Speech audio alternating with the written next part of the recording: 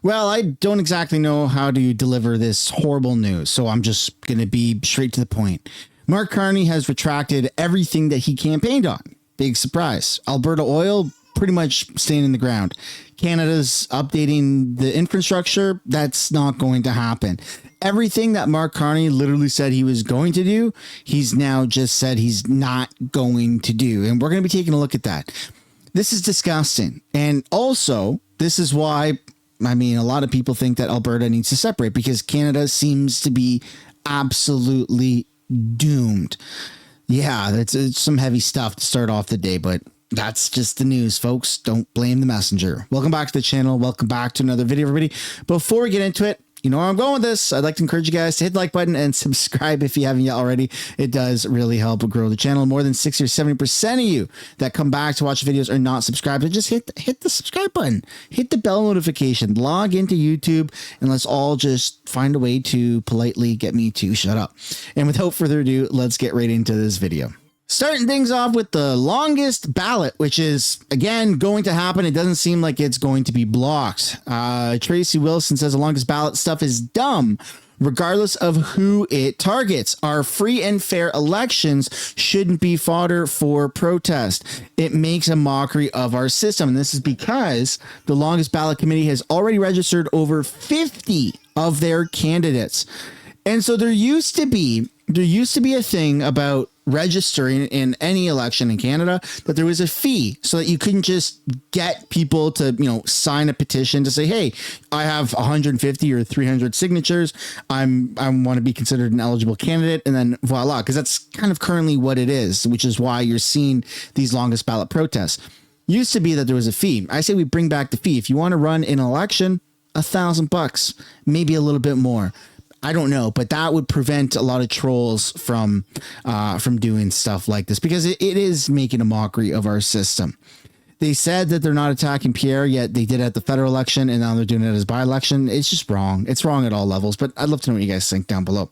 Next, we're taking a look at this old clip of Prime Minister Mark Carney, who many years ago had this to say about Bitcoin. Will Bitcoin be worth more than $1,000 in 10 years? Who cares?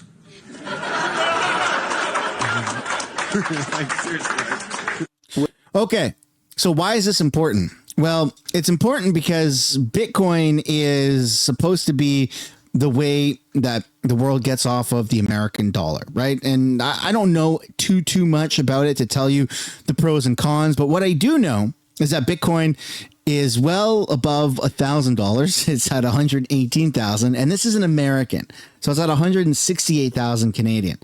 In the past 5 days, Bitcoin is up 1.2%. In the past month, it's up 12, almost 13%. In the past 6 months, it's up 17%. In the past year, it's up 80%. In the past 5 years, it's up almost 1,200%. And the maximum is up 26,000%. So what's the market cap of Bitcoin? Well, the market cap of Bitcoin is 2.3 trillion US dollars. Well, what's Canada's GDP? 2.2 trillion US dollars. So Bitcoin is literally more valuable than all of Canada. So I don't know, Mark Carney, you're supposed to be the banking expert. Can you explain that one? Because that's a little humiliating.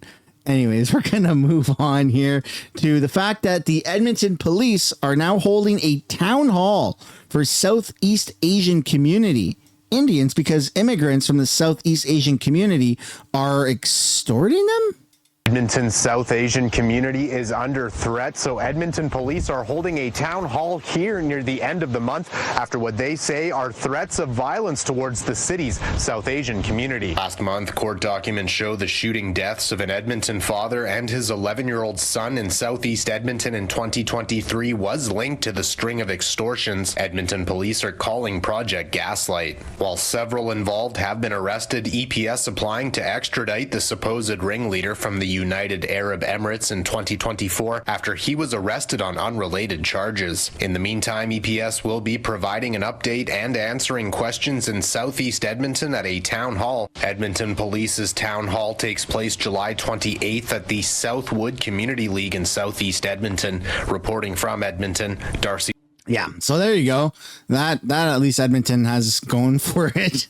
That's not the only news coming out of Alberta, though. You also have the Liberal Party's appearance at the Red Deer 2025 parade.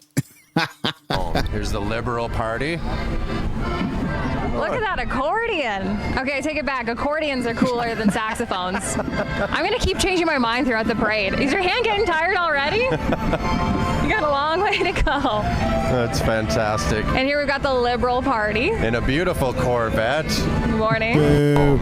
It's funny. When Canada Day happened, I was at a parade with my family, and the NDP were in the parade, and they were handing out their brochures, and they came up to try and give my family a brochure, and I literally said, and then my family looked around at me, and I said to the NDP, it was like an old lady. I wasn't rude, but I was also like, shoot, like, no, we don't want your stuff. And she's like, what? And I said, yeah, shoot, get out of here. Like, we don't, what do you mean? The NDP, dude, Vancouver and most of British Columbia is unrecognizable because half the province is freaking hunched over from fentanyl. And the NDP's like, yeah, let's keep going. Come on, really? You think people are falling for that? Anyways, enough is enough. Let's take a look here at this not too long ago of a clip of Mark Carney talking about the new world order, because this ties into, well, his current agenda. A world that's more dangerous and divided. A time where the rules-based international, the global order, rules-based global order is under threat, in a time when technological change is accelerating. And we really have two choices as a jurisdiction, as a country in this circumstance. We can nostalgically look back and long for the old order to somehow return, or we can build a new one with purpose and partnership. And as the most European of the non-European countries, Canada looks first to the European Union. And so today, this is a new era of cooperation. Our strategic Canada-EU or EU-Canada strategic partnership for the future will build a new and deeper relationship that brings us closer together. But now we're working alongside the European Union to combat climate change. Oh, my freaking goodness. So there he goes, saying that we need to work closer with Europe because we're the most European, non-European country. So, well, where are we today? Immigration is still flooding our country. We're outdated on everything. We're basically on the verge of bankruptcy, and we're almost about to be annexed by America to become the 51st state. So good job, Mark Carney. But of course, we must be making progress here within our own border in terms of upgrading our infrastructure, which is something that the Prime Minister literally campaigned on 3 months ago. Well, no, that's not the case at all, because Mark Carney had this to say just moments ago. Now, in that discussion, we will, of course, discuss, as some of you did yesterday, the One Canadian Economy Act, and particularly the Building Canada Act, what it means, how we bring it to life in the right way. And I think that's the first point I really want to emphasize, is that this act is only a way of starting a conversation and starting a process. And we define that process going forward. But what it could do is enable Canada to build big things that will connect and transform our national economy. Create great careers, not just jobs, but careers for the people that we serve, and provide the resources for health, for education, and social services that our people deserve. It's about giving ourselves more than any foreign government can ever take away. It's about controlling our economic destiny together. How does that even make any sense? You know, I'm usually able to watch these videos and listen to what some politicians are saying in their speeches, and I can tell you a little bit about, like, summarize, like, hey, if this were a quiz, what did he just say? In this case, I have absolutely no idea. No idea. Mark Carney doesn't even know what the hell he's saying. It's better word salad than Justin Trudeau was ever able to do. This is the evolution of Trudeau. We have the final boss coming in to fix things, who doesn't have the baggage of Trudeau, but certainly has the same type of agenda. Screw us over, fool us, gaslight us, and basically make himself rich in the process. That's not the only clip coming out of Mark Carney from earlier today. Government EXE, Government Corrupt, said this on X, that Mark Carney says Canada relies too heavily on the US and oil and gas and calls for a new clean economy that's more focused on environmentalism. He just gave the middle finger to Alberta. Their oil will stay in the ground. Today is about the future of our economies, or our economies, and how we weave them together so that they're stronger together. How we can build a new economy together. An economy that moves from reliance to resilience. We have too much reliance on a certain foreign market. We have too much reliance on certain commodities. We can build resilience, but we can only build resilience together. We have to move from division to unity and move from operating in silos into partnerships. The Building Canada Act defines projects in the national interest as those which meet 5 criteria. Strengthening Canada's autonomy, our resilience, our security. Providing other economic benefits to Canada. Having a high likelihood of being successfully executed. Contributing to clean development and our environmental objectives, and advancing the interests of Indigenous peoples. Examples of those projects could include highways, railways, ports, new energy, and trade corridors. Key point, there is no list of those projects yet. There's ideas out there. Projects will be proposed by many stakeholders. The provinces have ideas. There will be ideas from the private sectors, and there will be ideas directly from First Nations.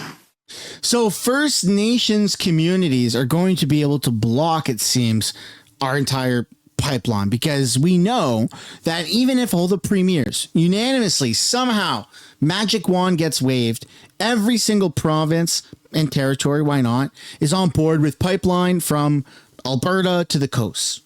Okay, well, climate activists might not like that. So there's going to be protests and probably sabotage, criminal offense, but it'll still probably happen. But you still need approval from Indigenous communities, Indigenous bands and treaties and stuff like that. And that's where Canada is in a very tricky spot, because we talk about, red tape. A lot of that happens right there, right? So they've already come out and said that a lot of Indigenous communities are against Alberta separation, which ultimately doesn't necessarily mean a whole lot, because Alberta's own rules and regulations would allow for them to separate anyways. But when it came to the negotiations of separation, that's where they would put up a fit. But if Alberta gets the votes, then it's still likely to happen. It just could be a very long process. But when it comes to the pipeline, you can't just do it without their consent, without an agreement happening. At least Canada has yet to just do it without the First Nations agreeing on certain things. And so that's where it just seems like Canada's ability to get shit done is really lacking. And I'm not saying just do things anyways without proper negotiation so that people who own certain lands actually feel like they're getting something, but it's like a federal thing, right? I mean, at some point we have to realize that Canada will not ever evolve unless we just get stuff done. And that's why you're seeing other countries skyrocket in terms of innovation, right? Infrastructure. And Canada is getting left behind, more and more every single day. I mean, just for fun, later on today, just type in Chinese technology 2025. Electric vehicles in China, drones. I mean, their cameras, their smartphones, their high-speed rails, everything, right? China is leapfrogging the rest of the world if they haven't completely already.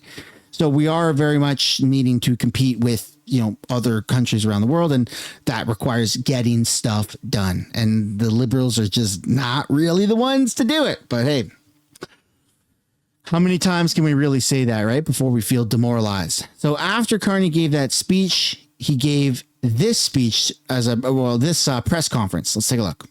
This is an important day. The government ran or I ran on Building Canada Strong. We received a strong mandate for that.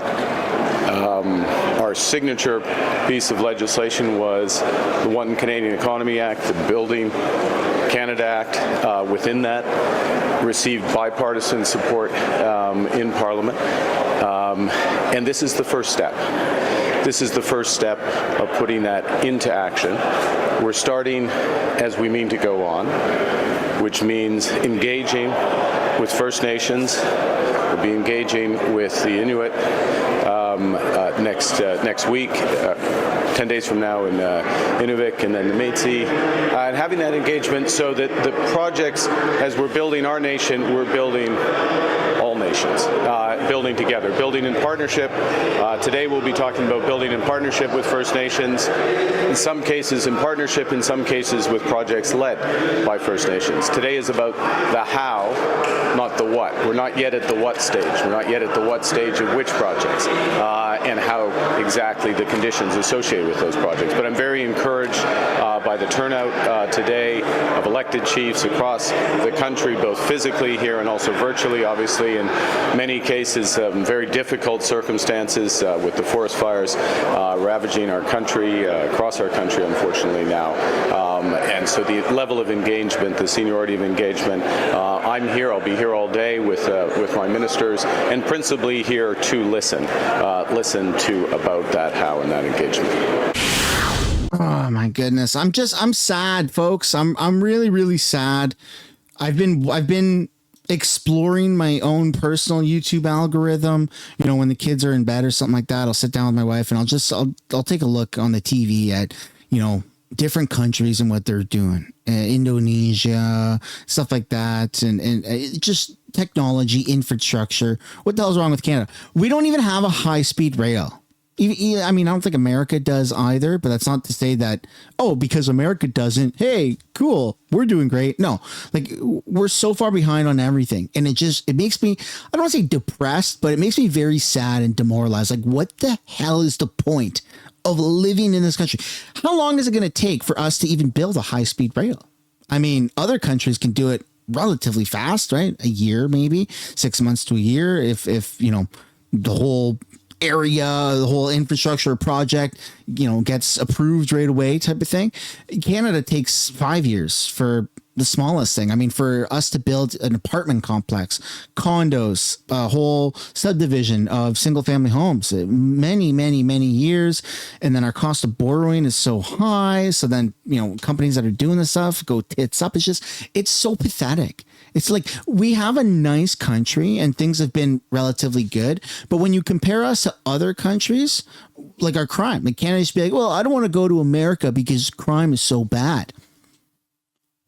Canada's crime is so bad. You can't even walk downtown Vancouver without getting secondhand fentanyl or potentially getting shanked. Like that's just one city. Almost every major city in Canada is like that. So I'm feeling pretty sad. Very, very sad. And well, it gets worse because things are getting worse. They're not getting better. And I don't know if they will get better. And I don't know when they will get better, but I don't have confidence that they'll get better. So CTV is now saying 60% of Canadians could face higher mortgage payments by the year 2026, as reported by the Bank of Canada. So just add more doom and gloom and demoralization to the fact that we are screwed living in this country. Turns out that we are screwed. In the latest staff and analytical note, the bank says that although mortgage interest rates are expected to gradually decline, most borrowers will still see payment increases relative to their current contracts, many of which were signed during periods of low interest rates. The report estimates that in 2025, homeowners renewing their mortgages will see an average increase of 10% in their monthly payments compared to December 2024 levels. And in 2026, the increase is expected to be to moderate to around 6%. I mean, that's just freaking pathetic. And that's not the only bad news that CTV has to share. Thousands of Canadians to start receiving invitations to apply, sponsor for parents and grandparents. Well, what does that mean? Well, if your parents or grandparents are immigrants to this country, they can now be sponsored by their child or by their grandchild. Thousands of Canadians will soon receive invitations to apply to sponsor their parents and grandparents as permanent residents. And the 2025 intake will open for a few weeks starting July 28th for 17,860 potential sponsors who submitted an interest to sponsor form in 2020, according to Immigration, Refugees and Citizenship Canada. IRCC said its goal is to accept up to 10,000 complete applications under federal parents and grandparents program. If you receive an invitation to apply in the 2025 intake, you can submit your application through these different portals.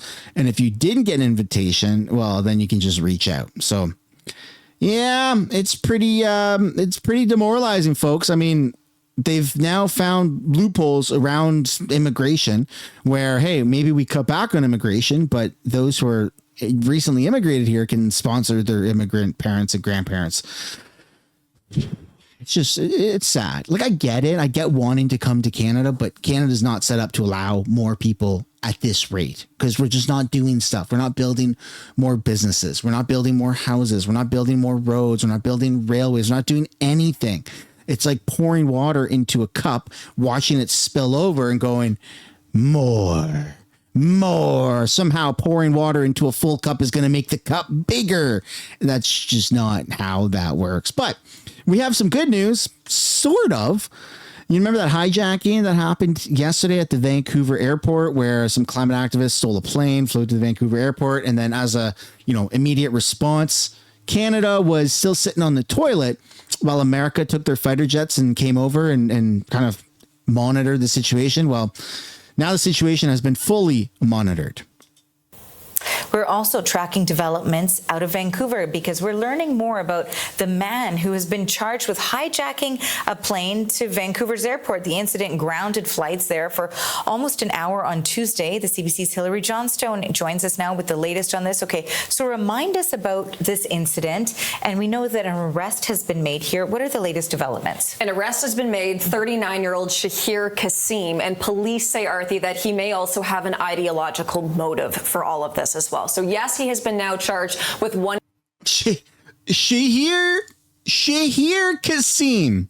I'm just gonna say it again because that sounds like a very Canadian. Shahir Kasim. You know what I'm saying? Shahir Kasim. That sounds like a neighbor who mows his lawn, right? Takes good care of the aesthetics of the property. Shahir Kasim. Yep. There you go. There you go, folks. We're all thinking it. Ideological motives, too. Huh. Yeah. Who would have thought?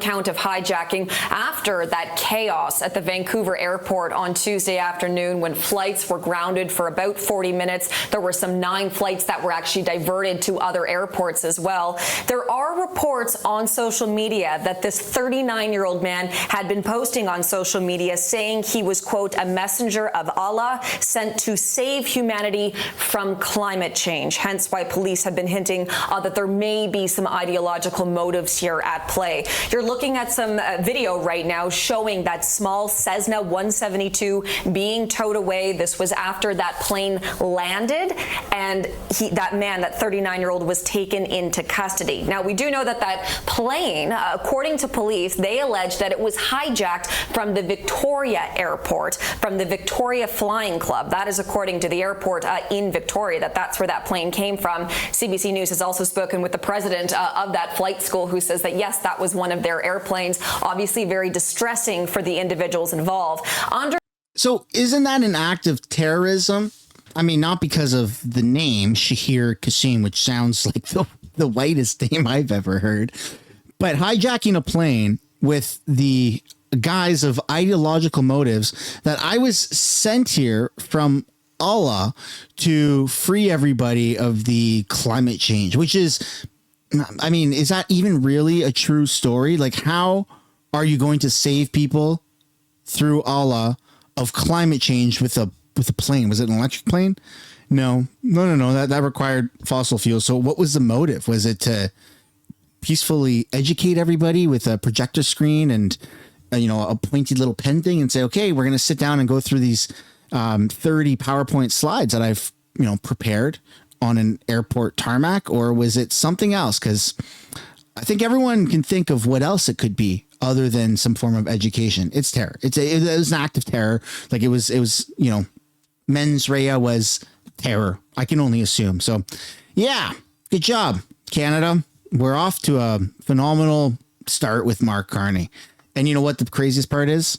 I bet you anything that this white Shahir Kasim is out on bail in 30 days. But I could be wrong. It could be 15 days. Thanks for watching. Like and subscribe. I'll see you later. Bye-bye.